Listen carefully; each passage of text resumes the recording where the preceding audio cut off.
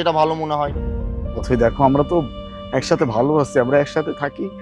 দেখো, একটু বোঝার চেষ্টা করো। আচ্ছা ঠিক আছে, আমি আমার আত্মীয় স্বজনদের বলে দিব তারা যেন আমার বাড়িতে না আসে।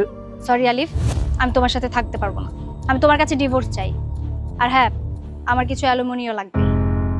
ঠিক আছে, তুমি যেখানে সিদ্ধান্ত নিয়ে নিছো সেখানে আমার আর কিছু বলার নেই। আমি বলেও কোনো লাভ। ওকে, তুমি জাস্ট আমাকে এতটুকু জানাই দিও যে তোমার কত অ্যামাউন্ট লাগবে। ভালো দেখে।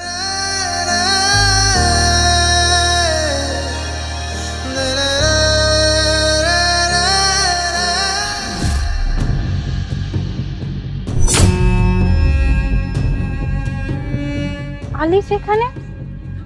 আলিফের অবস্থা এতটাই খারাপ হয়ে গেছে যে ও শেষমেশ কিনা এইভাবে রাস্তায় দাঁড়িয়ে আখের রস বিক্রি করতে হচ্ছে।